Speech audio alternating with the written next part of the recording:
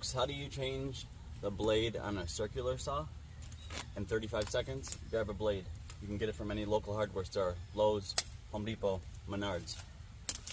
Grab the blade, set it down. Pick up the saw, grab the tool out of the saw, go to where the saw blade sits, align the tool with the bolt, unscrew the bolt. Loosen it enough with the tool to break contact, finish by hand.